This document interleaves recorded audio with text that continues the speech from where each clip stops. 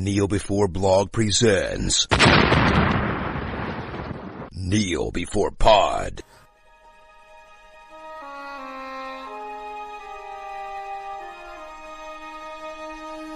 Hello, and welcome to another edition of the Kneel Before Pod interview segment. I'm Craig, and I recently attended Edinburgh Comic Con, where I was lucky enough to speak to Star Trek Enterprise star Dominic Keating. He played Weapons Officer Lieutenant Malcolm Reed on the show, so I focused my question on getting a few anecdotes about his experience as part of the cast, as well as anything he has planned in the future.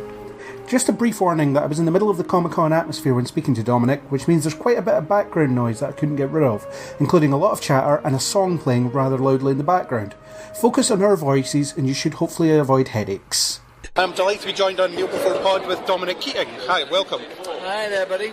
So, how are you doing? How are you enjoying Edinburgh? Very good indeed. It's been 30 years since I was here, so it's lovely to come back. Yeah, I did a play with Tim Spall here in about, I think, 88 or something like that, called Screamers at the Playhouse.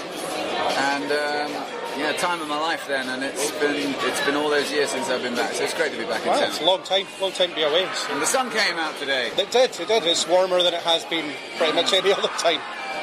So, what have you been doing other than being at Comic-Con, obviously? How's the Comic-Con atmosphere been?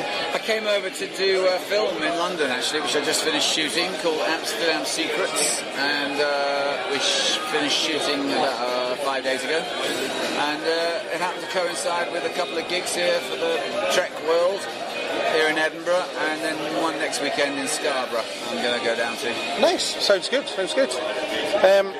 So, a bit about yourself. Kneel Before Blog is very much a kind of film and TV focused website. That's what we write about a lot. So, what do you watch when you have time? What films are you looking forward to? What have you seen recently? I, as a BAFTA member of the British Academy, I do see all the movies. They send me the screeners, and I attend a lot of the screenings in New York, in LA, where I live.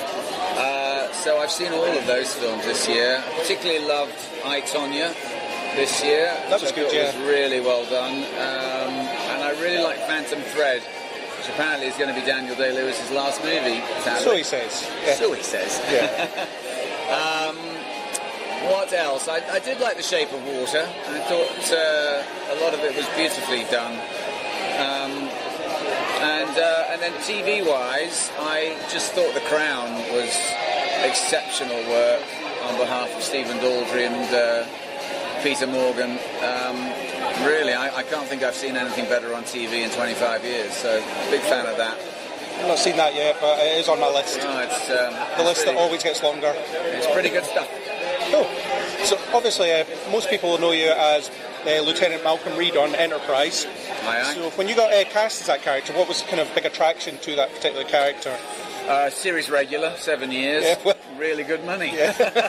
Oh, and of course we were going to go into space. Fair enough. Yeah. Just very happy to, get a regular gig like that. I've been knocking around in Los Angeles for about 6-7 years, and I was getting some success and doing a couple of recurring roles on other shows, and some guest stars and stuff. But this was definitely, you knew you'd hit the gravy train on this one. Yeah.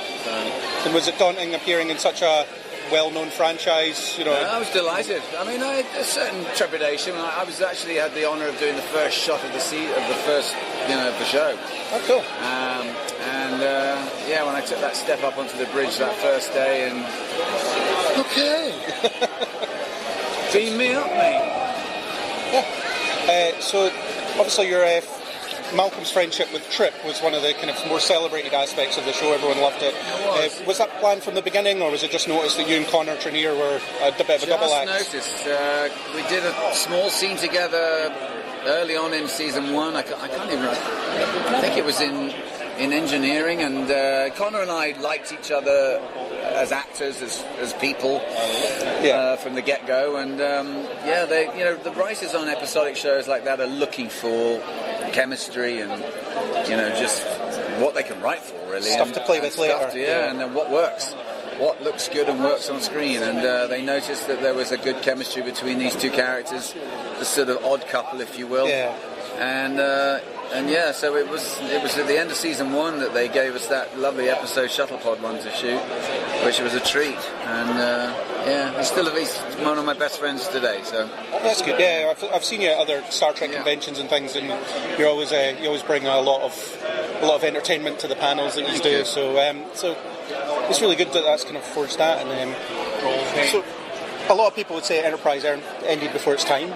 I'd be one of them, yeah. So if it did get later seasons, what would you have liked to see, both for Malcolm and just for the show itself? Oh, I don't know. I mean, I was very happy with the way they fleshed Malcolm out, and particularly at the end of the 4th season, with that Section 31 stuff. Yeah. It was pretty interesting, and his being torn between his loyalty to the captain and his Masonic Lodge leanings.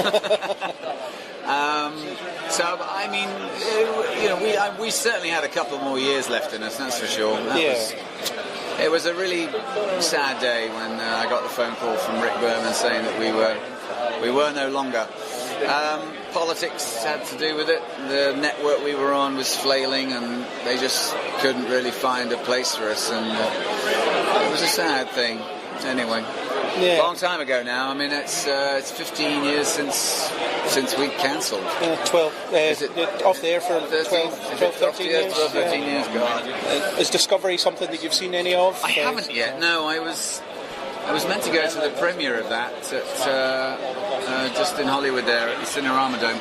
Sadly, that very same day, I had to put one of my dear cats down who's gotten super sick, and he's an old fella, and it was a tough day. So I really was in pieces a bit, really, when I just couldn't face being on the red carpet and glad-handing people and talking Trek at that time. So at some point I'll catch it. I'm here in London for a little bit. Yeah. I can get to watch it on Netflix at friends' houses because I don't have the CBS streaming. Ah, yes, that's right. Sure, they have to pay for it back in the States. Makes it difficult in the US to get it. Yeah. That's fair enough. When it comes to Malcolm, was any of yourself put into the character? Or time goes on, actors can bring things to their characters and things like that. Was there anything I definitely did put a lot of myself in Malcolm, and I'd not done that before, as it were, playing parts that I've been offered.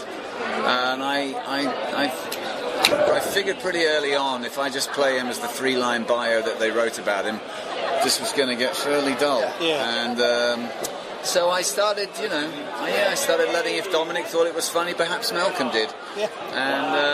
And it made him, dichotomous and contradictory. I think the writers enjoyed writing for that contradiction and stepping outside of the box. So yeah, there was a lot of me as a young 17-year-old who was thinking about joining the army. I come from an army background, and I did harken back to that young man at 17, 18 who was considering. I was a very keen cadet officer in the junior services. But yeah, no, I definitely let a lot of myself come through. Cool. And Scott Bakula is well documented as being a renowned prankster on sets.